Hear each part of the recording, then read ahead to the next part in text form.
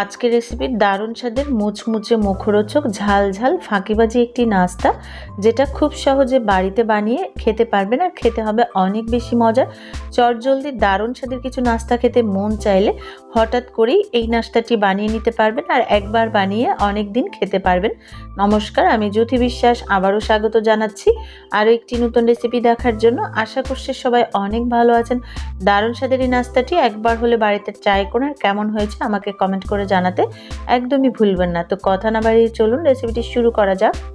নাস্তাটি বানানোর জন্য প্রথমে একটা মিক্সিং বোলের মধ্যে নিয়ে নিচ্ছি একটা পেঁয়াজ কুচি, দিচ্ছি দুটো কাঁচামরিচ কুচি, ঝালটা আপনাদের স্বাদ অনুযায়ী এখানে ব্যবহার করবেন, দিচ্ছি টমেটো কুচি আর দিচ্ছি শসা কুচি।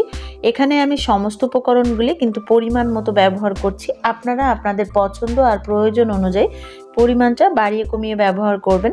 তারপর দিচ্ছি বিট লবণ হাফ চামচ পরিমাণ, দিচ্ছি 1 চামচ সরিষার তেল, আর তারপরের মধ্যে দিচ্ছি ভাজা জিরে গুঁড়ো আর ধনে গুঁড়ো 1 চামচ। সমস্ত মশলাগুলো খুব ভালো করে মিশিয়ে নিচ্ছি। তবে হ্যাঁ, এই পর্যায়ে আপনারা চাইলে ধনেপাতা কুচি অ্যাড করতে পারেন যদি পছন্দ করেন।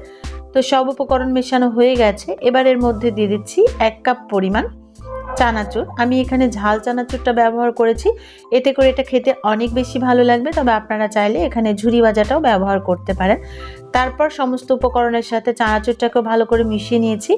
আবারও দিয়ে দিচ্ছি 1 চামচ তেল। তবে এই নাস্তাটি বানানোর সময় তেলের পরিমাণটা একটু বেশি হলেও ভালো লাগবে।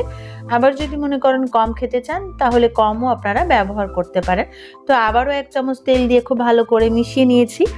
আর ঝালের পরিমাণটা বুঝে আপনারা চাইলে 1 চামচ মরিচের গুঁড়োও ব্যবহার করতে পারেন। আর এখানে আমি নিয়ে নিচ্ছি 1 বাটি চাল ভাজা। আমি এখানে মোটা চালটা ভেজে নিয়েছি, তবে আপনারা চাইলে চিকন চালটাও ভেজে নিতে পারেন। তবে মোটা চাল কিংবা চিরা যদি ভেজে নেওয়া যায় তাহলে কিন্তু এই নাস্তাটি খেতে অনেক বেশি ভালো লাগে। তারপর চামচ দিয়ে আবারও সমস্ত উপকরণগুলো খুব ভালো করে মিশিয়ে নিচ্ছি।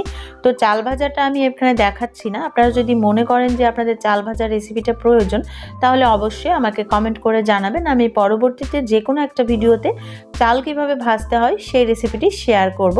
আর চাল ভাজা একবারে ভেজে সংরক্ষণ করলে যে কোনো সময় চটজলদি এই নাস্তাটি বানিয়ে নিতে পারবেন। তারপর আমি এখানে চামচ সরিয়ে খুব ভালো করে হাত দিয়ে মেখে নিচ্ছি। আর হাত দিয়ে ভালো করে মেখে নিলে এই তো রেডি হয়ে গেছে দারুণ স্বাদের এই নাস্তাটি, যেটা চায়ের সাথে খেতে যেমন বেশি ভালো লাগবে কিংবা বিকালেও এই নাস্তাটি খেতে অনেক বেশি ভালো লাগবে।